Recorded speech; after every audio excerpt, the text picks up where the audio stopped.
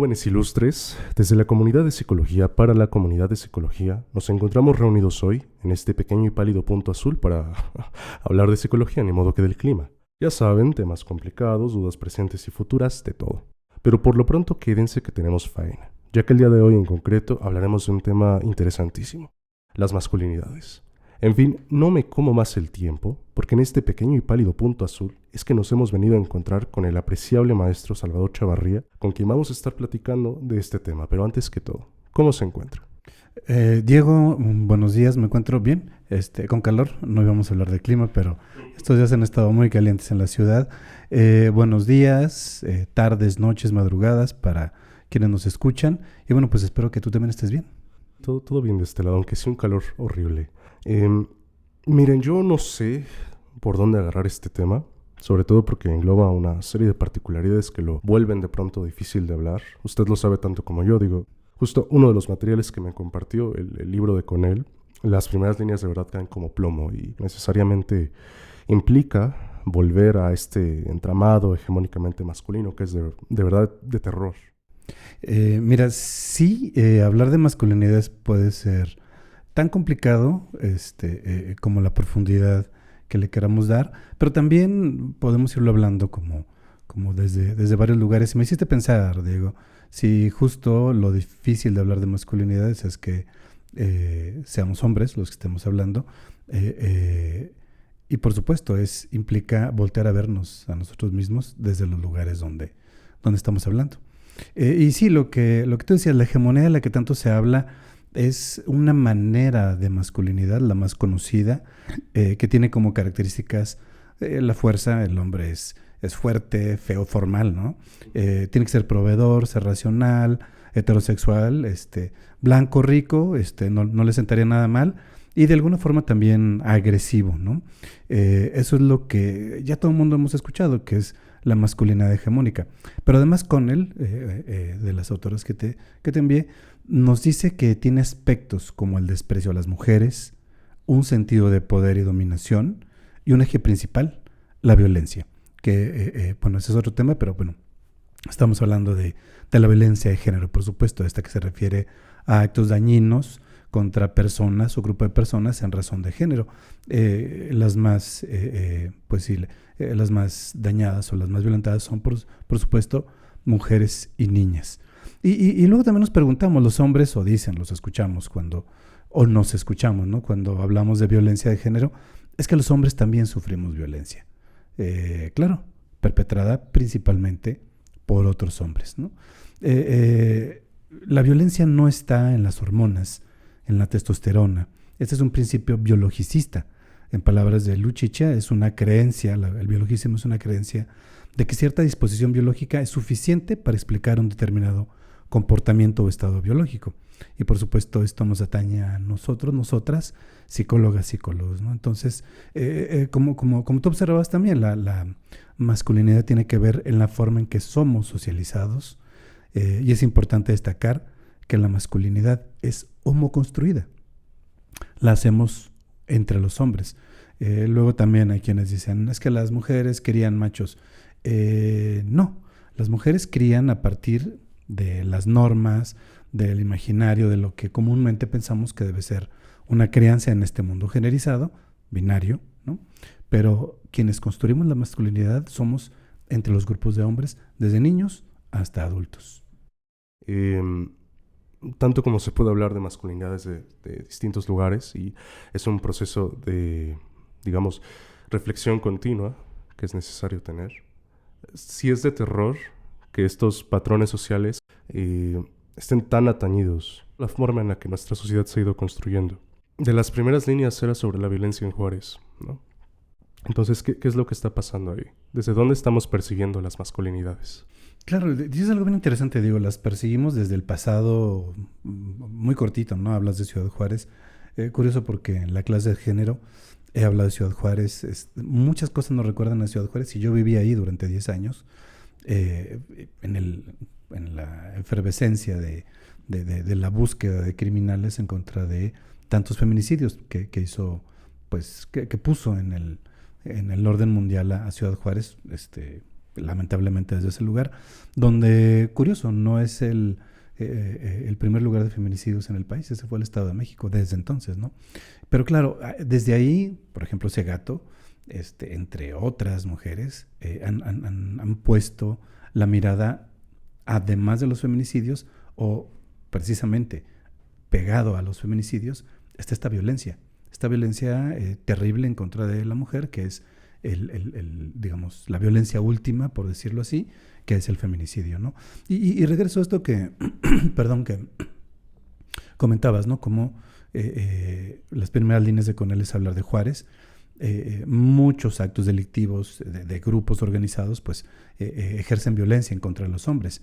Y retomo lo que tú acabas de decir, ¿no? Hay una violencia también, no nada más entre cárteles, pandillas, sino también hay una violencia hacia quienes se consideran o a quienes nos consideran menos hombres. Por supuesto, cuando hablamos de la masculinidad hegemónica es una idea, y lo que tú dices es también cierto, ¿no? Las masculinidades se conforman de muchas maneras.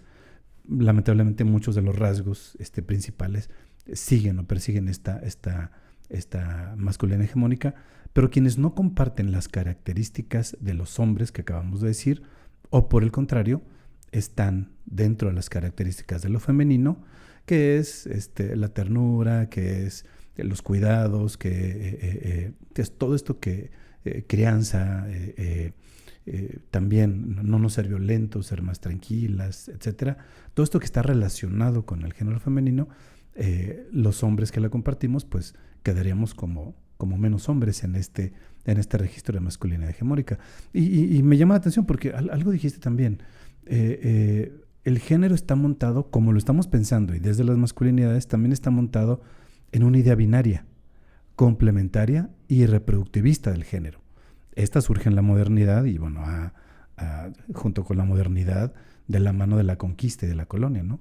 Precisamente los giros decoloniales que algunos feminismos han hecho recientemente ponen en evidencia que si bien la colonia ya terminó, no el colonialismo, que trae las ideas arraigadas, que las tenemos introyectadas, como el género desde del registro binario o desde el dimorfismo sexual, la raza, la clase, y siguen vigentes, ¿no?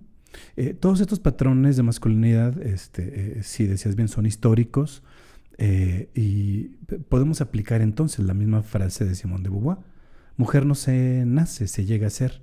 Igual el hombre no nace, llegamos a serlo. Lo interesante de la construcción del género no son los aspectos, son los aspectos tanto colectivos como los individuales. A mí me gusta mucho hablar de una psicoanalista feminista, Nancy Chodorow, que ella nos dice que psicológicamente tomamos lo que la sociedad nos da en cuestión de roles de género, de ideas, los introyectamos y estas ideas cada uno las hace propias. Esto quiere decir que cada uno tenemos una idea y una noción de género tan particular, pero también tan socializada. Eso es lo que la hace mucho, muy compleja. E insisto, ¿no? Esta parte de masculinidad que vemos, introyectamos desde afuera, es como vamos construyendo nuestras masculinidades entre los hombres. Claro, es este proceso de socialización que a mí me parece muy interesante, sobre todo porque, retomando un poco más adelante esta parte del género, como una situación tan sencilla como una diferencia de cuerpo aparente lleva a una socialización totalmente distinta y tiene una carga tan distinta para cada uno.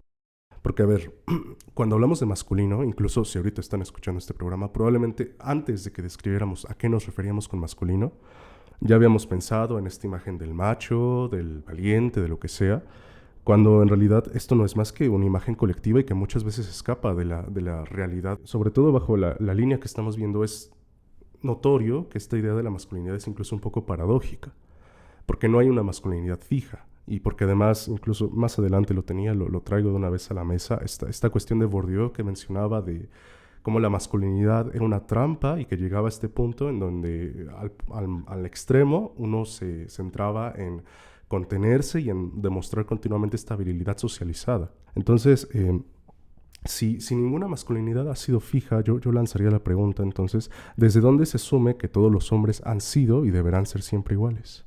Claro, sí, lo dices bien de una manera muy interesante, ¿no? Apoyándonos en Bourdieu, por supuesto, nos puede hablar del imaginario, pero también de estos mandatos que seguimos. ¿Y por qué lo hacemos así? Si se puede construir de manera diferente, porque es justo la desigualdad de género la que marca la masculinidad. Por eso hablar de masculinidades sin basarnos o sin remitirnos a los feminismos y a los estudios de género sería replicar esta misma violencia que el género hace, ¿no? Cuando hablamos de esta masculinidad que todos seguimos o que intentamos seguir, estamos pensándola desde esta concepción desigual del género donde lo masculino está superpuesto. Y esta es una herencia de la modernidad, sí, y en la edad antigua había otras formas que podríamos llamar también de masculinidades o de género, pero no aplican estos mismos términos, ¿no? Pero sí esta calca, replicar, este imaginario que se queda en nuestras mentes, pero que se hace real y se hace presente en las juventudes actuales, en los hombres actuales, en los niños actuales. Y esa es una de las situaciones que yo también he visto y he pensado, ¿no? Yo me dedico a la psicoterapia infantil y de adolescentes, y desde niños con O, nos van formando en esa línea, ¿no? A veces también escapa de los padres. Podrás tener padre y madre bastante equitativos, bastante en cuestión de género, que transmiten cierta igualdad, pero es la socialización desde el kinder, desde muchas partes, donde los familiares, la familia extensa, donde estas ideas ya muy conocidas siguen permeando, y tiene que ver con privilegios, ¿no? El privilegio de ser hombre, levanta uno la mano y le dan la palabra primero, ¿no? Entre muchos otros privilegios a los que, por supuesto, estaríamos llamados a renunciar. Me acordé y recordé ahorita, antes que se me pase, justo yo tenía un paciente, niño, de 5 años, y en una sesión de juego familiar invitamos a su hermanita y a sus papás. La hermanita tomó las herramientas de juguete y empezó a martillar por todo el consultorio. Ella divertida, ya estaba construyendo, tenía 2 y medio, casi 3 años. Después, tiempo después, en una segunda sesión de juego familiar, la niña llega jugando a las muñecas de rosa, con todas estas características que ya conocemos, típicas femeninas, que las podemos pensar desde ahí. Y yo dije, ¿qué le pasó a esta niña? Esta niña era una constructora. Esta niña no reflejaba esto que conocemos como una feminidad. Claro, pues entró al kinder, ¿no? Entró al kinder. Sus papás no son así, ¿no?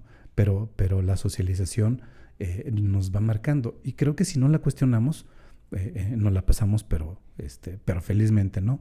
Retomando esto que te decía, el problema de ver al género como binario es que también lo vemos como excluyente. Ser mujer es todo lo que no es ser hombre. Y ser hombre es nada que tenga que ver con mujer. Hombres y mujeres, yo creo que compartimos características, ideas, sensaciones, emociones. Y mi pregunta es si esta idea de género binaria, excluyente, no nos divide y también deshumaniza, y nos hace vivir en mundos imaginarios aparte, esto de Venus y de Marte, ¿no? Y me gusta mucho hablar también del género desde Connell, por eso te lo mandaba, porque él habla del género construido, pero también entrelazado a través de las relaciones. Es decir, ella piensa que el género se hace en la relación. Y por supuesto estas relaciones están mediadas por el poder, ojalá desde Foucault, ¿no? Y claro, pues el papel protagónico nos lo dimos los hombres. Eso históricamente ya lo vivimos, ¿no? Pero la hegemonía masculina o la dominación masculina o el patriarcado son conceptos diferentes que están trazados por esta masculinidad que se pretende superior. Es este imaginario del que tú hablas y del que pues el vencedor escribe la historia, ¿no? Lo que quiero decir es que las mujeres han estado presentes en todo, en la vida social, desde la modernidad y desde antes, ¿no? No solo en la vida doméstica. El trabajo, las protestas, la historia, las ciencias, está hecha por mujeres. Cuando como hombres les quitamos la palabra, hacemos lo que se dice el mansplaining, ¿no? Replicamos esos mandatos, estamos haciendo lo mismo, es lo que tú preguntabas. Aunque haya posibilidad de hacer una masculinidad distinta, estamos replicando estos mandatos y estamos borrando, invisibilizando a las mujeres. Afortunadamente, ellas no dependen de nosotros y cada vez menos tienen voz y hacen sus luchas, de las que compartimos epistemología y espero no llegar a colonizar también esos conocimientos, ¿no? Sino al contrario, creo que nos sirve mucho, sobre todo acá en la Facultad de Psicología. En psicología nos sirve mucho pensarnos también desde ahí, desde las epistemologías que nos han regalado los feminismos, las feministas. Claro, justo. No es una propuesta que ahorita me viene un poco a la mente mientras hablaba, era esta cuestión de la otredad y cómo es definido un yo y cómo es definido un otro, ¿no? Yo va a ser definido, un yo en un sentido teórico, va a ser definido como todas estas características propias de lo que es hegemónico, ¿no? Y entonces tenemos a lo que es lo masculino, si es privilegiado, blanco, lo que sea, ¿no? Y el otro va a ser todo aquello que no cumpla con esas características. Y la razón por la que traigo esto es justo por lo que mencionábamos de el género, en cuestión de la situación se va a construir desde un yo hacia lo otro. Llegamos a limitar tanto la vida de las experiencias de todas las personas basados en un sistema de género. Exacto, o sea, ese es ahorita, mira, ahorita me agarras en una etapa también de repensar y repensar muchas cosas, incluso la trayectoria del género que nos han regalado los feminismos. Ellas mismas van avanzando, profundizando, diversificando este concepto, y coincido contigo, y regreso a lo que decía, ¿no? Pensar el género como binario y excluyente nos limita a todas y a todos.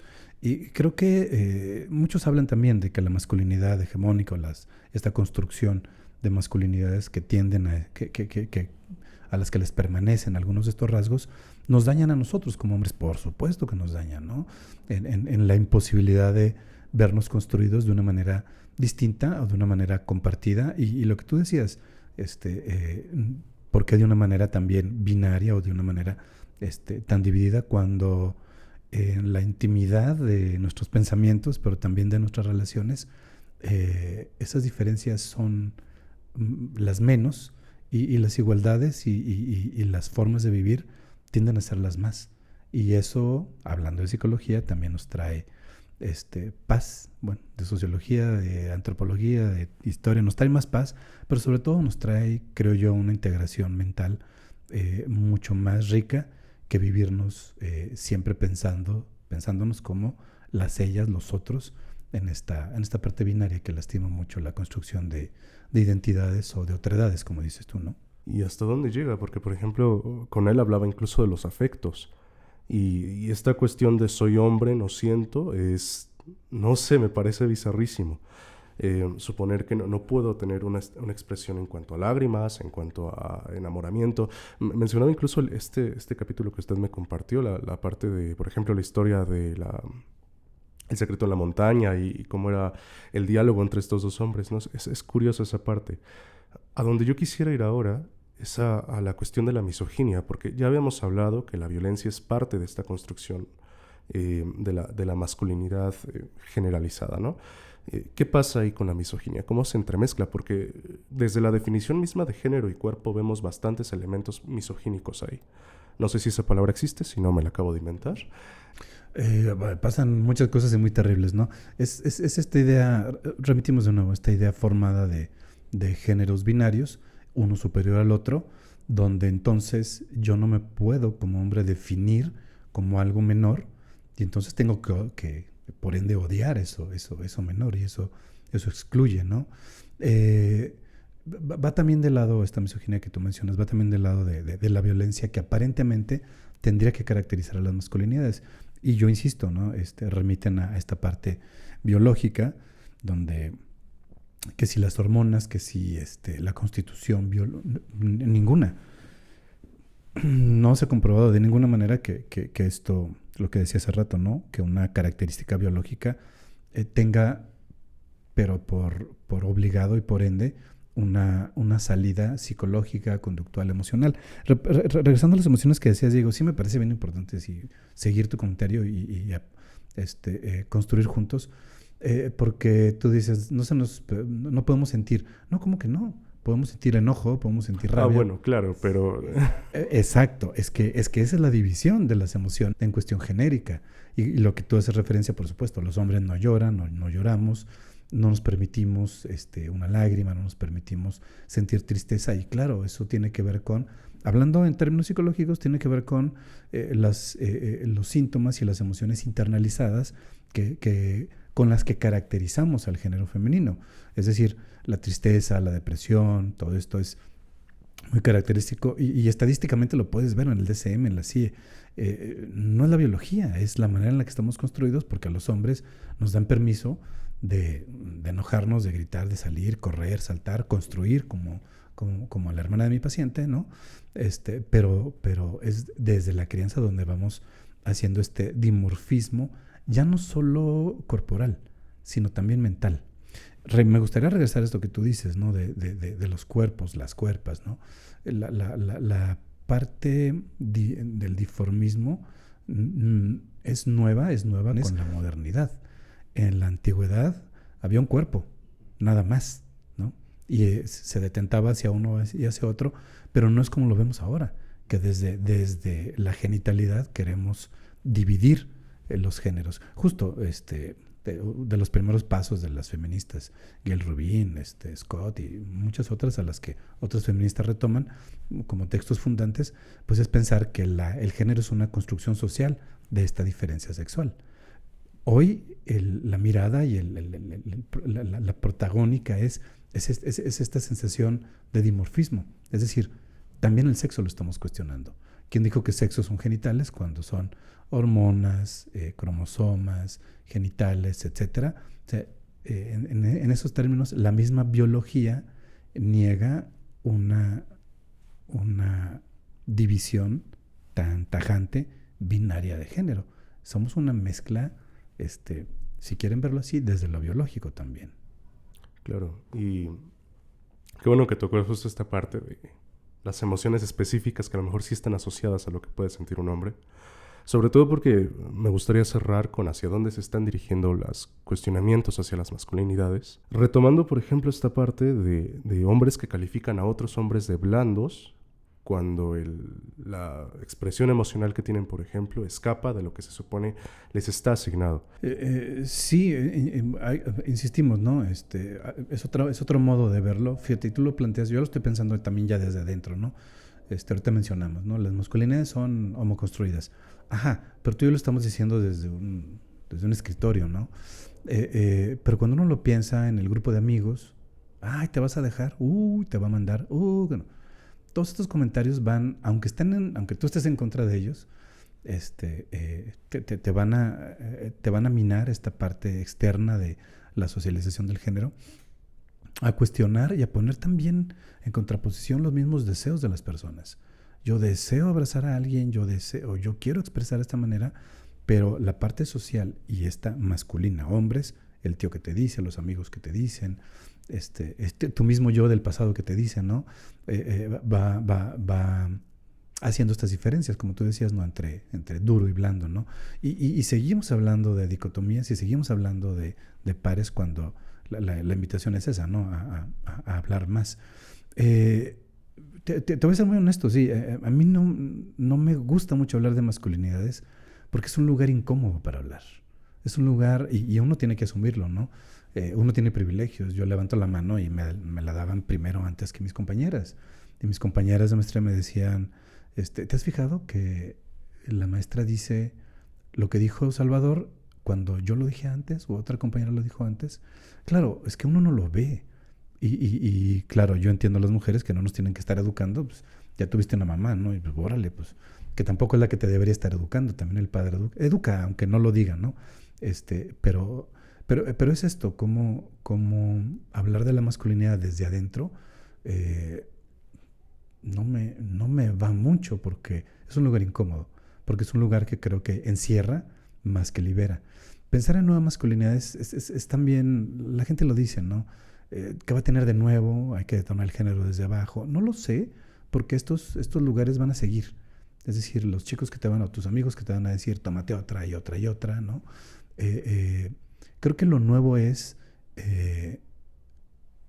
vivirse desde adentro, pensarse, y un poco como tú lo estás haciendo, ¿no? Desde cuestionar, desde lo académico, desde Bourdieu, desde Connell, desde desde Monique Wittig, desde muchísimas feministas, ¿no? De antes y de hoy, ¿no? Que nos hagan sentido en cómo salir de esta jaula de masculinidad. A mí me encanta ver a mis alumnos que se presentan y se dicen generizados como hombres, abrazándose tiernamente en el salón de clases. Yo digo, wow, o sea, a mí me hubiera encantado poder haber vivido eso, ¿no? Que si las uñas pintadas, que si la ropa, parece como superfluo, pero no lo es no en los términos de lo que uses o te pongas, sino en la posibilidad de salir de una jaula. Yo creo que la masculinidad es una jaula. Y brincar a otras, pues es hacerla un poco más grande. Lo que yo diría es, ¿cuándo nos dejaremos de pensar en masculino y femenino? Claro, tiene implicaciones, porque sería borrar las diferencias que también hacen violencias. Yo creo que el género sería muy movible en ese caso para nosotros. Pensarnos también fuera del género, pero también cuando hay que hablar de violencias y cuando hay que hablar de injusticias, retomar la visión de género que nos dice, los hombres nos creemos más, y lo que sea, más fuerte, más inteligente, más tal, que las mujeres. Entonces creo que eso lo tenemos complicado los hombres, porque las mujeres desde siempre se han cuestionado por qué yo no puedo, ¿no? Y uno como hombre, pues le llega el cuestionamiento cuando te enfrentas a algo que no puedes hacer. Pero del lado está mal visto porque es como una mujer. Creo que cuando nos empezamos a cuestionar más a profundidad, podríamos avanzar a otras masculinidades o incluso pensarnos fuera de ellas, ¿no? Es un lugar muy incómodo. Sí es un lugar difícil de hablar, sí es algo difícil de abordar, pero es necesario. En la parte de vivirse desde otros lados, incluso yo retomaría algunos conceptos que nuevamente parecen superfluos, pero no lo son, como lo es la cuestión de la ternura o la suavidad o este tipo de cosas que la verdad, la teoría que hay en torno a eso me ha enseñado muchísimo, y sobre todo aquellas amigas, aquellas personas, aquellos amigos que han estado inmiscuidos en estos como vientos teóricos, me han enseñado muchísimo en torno a esto. Me gustaría tomar lo que dices, si se puede. Sí, claro. Porque justo yo estoy de acuerdo contigo y pienso bastante como tú lo dices, ¿no? Desde dónde pensarnos, qué teóricos. Y cuando retomas esta parte de las emociones que ya la habías hablado antes, que la retomas ahorita, yo lo pienso también en esta tendencia a los hombres a pensarnos desde el concepto y lo académico, desde la razón que, como buenos psicólogos, podemos entender, y si no nos enseñaron así en la carrera, pues hay que ir a preguntar, ¿no? No hay razón por un lado y emoción por otro. La razón y la emoción son constructos que van juntos. No hay razonamiento que no puedas construir, un verdadero razonamiento que no puedas construir desde las emociones, ¿no? Por eso lo pensaba como pensarnos, y no está mal pensarnos y retar autores, pero también creo que vivirnos, ¿no? Vivirnos en lo cotidiano, en la ternura del día a día con compañeros, en los buenos días, en te comparto, está en la vida. Y los chicos y las chicas también lo saben, ¿no? Por ahí también, entre las preguntas que me hacías y en estas nuevas masculinidades, tocabas el tema de la homosexualidad también. Sí, yo creo que no me gustaría irme del espacio. Si ya nuestras voces les aburrieron, bueno, pues hagan como que roncan y no hay problema, ¿no? Sí, me recordé el monólogo del agrado en Todo sobre mi madre. Eso, mira, como el cine, bueno, también en el mes, estamos grabando este episodio en el mes de la diversidad sexual, que puede ser diversidad o puede ser disidencia, que eso es algo mucho más interesante, ¿no? Y justo desde estas disidencias, cómo pensar a los hombres, la psicología sí nos dice, pues bueno, pues mire, hay heterosexuales, hay homosexuales, hay bisexuales, y ninguna de las tres está mal, está muy bien, no es una patología, que bueno, eso tenemos ya 40 años escuchándolos, pero parece que no le hacemos mucho caso, ¿no? Pero también aquí retomo a Monique Wittig, que posteriormente también sería Butler la que la retomaría, pensar la heterosexualidad no como una forma más de orientación sexual, que es como la ve la psicología, sino también como algo parecido al género, algo que también te encierra en un marco, en una jaula, donde la heterosexualidad se vuelve una heteronorma, una obligación, porque quien no está ahí tampoco es visible, o es menos visible, o es menos persona, o es menos, ¿no? Desde esta hegemonía que incluye la masculinidad, ¿no? Ser proveedor, tener familia, tal, ¿no? Entonces creo que cuando tú me preguntas hacia dónde van las masculinidades, creo que van a difuminarse, van a difuminarse con el maquillaje que se utilice, van a pintarse de colores, permanecerá cosas masculinas seguramente, esto no es de la noche a la mañana, pero afortunadamente creo que las nuevas construcciones van del lado de pensarnos fuera de estos marcos de estas jaulas que nos constriñen como personas, ¿no? Y pensar, justo a mí me gusta cómo piensa Monique Wittig, la heterosexualidad como un mandato, al igual que el de género, que igual nos constriña, ¿no? Un amigo se me dijo, yo le decía, yo te conocí con novio y ahora estás casado con tu esposa. Le dije, entonces eres bisexual. Me dijo, mira, yo tengo amigos y amigas, pues que hagan con sus vidas y con sus sexualidades es asunto personal. O sea, sí fue una cachetada con guante blanco en ese tiempo yo estudiante de psicología. Y creo que desde entonces la pregunta que tú me haces sigue acá en la cabeza, ¿no? ¿Hacia dónde vamos como hombres? Y yo creo que no vamos solos, creo que podemos ir acompañados de ellas, y menos en la diferencia.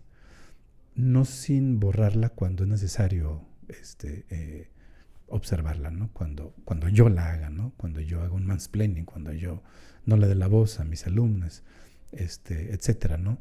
Creo que por eso te decía, el juego del género, creo que para nosotros va a ser complicado porque para hombres implica movernos mucho, movernos tanto de espacios como de lugares. También les digo a mis alumnos, les digo, aquí en el salón de clases vemos género y hablamos, como estamos hablando en este espacio, ¿no?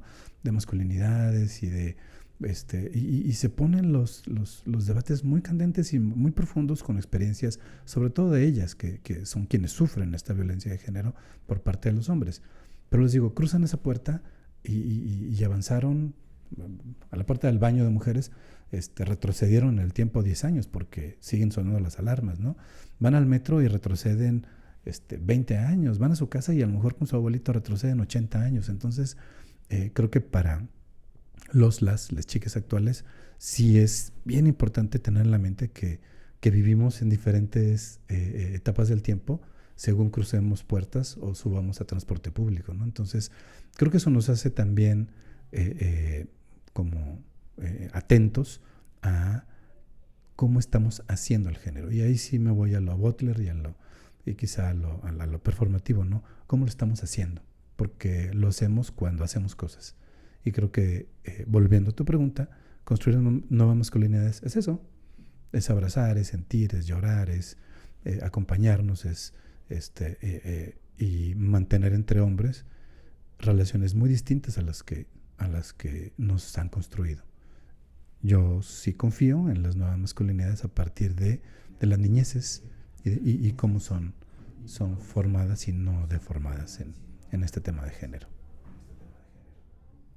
¿Ya qué más quedaría por añadir? De verdad, fue un cierre perfecto. Me encantó esta parte, por ejemplo, de los colores, cómo eso va a difuminar las masculinidades. De verdad, muchas gracias por acompañarnos. Nos faltó tiempo, a ver si luego podemos hablar un poquito más porque se puso muy buena la plática. Muchas gracias a quienes nos escucharon. Recuerden que si tienen dudas pueden contactarnos al respecto. Desde este lado las resolvemos. Les recuerdo que nos pueden seguir en redes sociales, Facebook, Instagram. Ya saben, yo me despido. Nos escuchamos la próxima semana y no sé si quiera añadir algo más. Claro, yo encantado de estar en estos espacios y pues acompañarles a ustedes quienes nos escuchan. Y ojalá, Diego, tengamos tiempo de profundizar o incluso si entre quienes nos escuchan tienen sugerencias en este tema y preguntas o poder profundizar más esta charla que me parece muy interesante. Y pues gracias por escuchar a dos hombres hablar de hombres.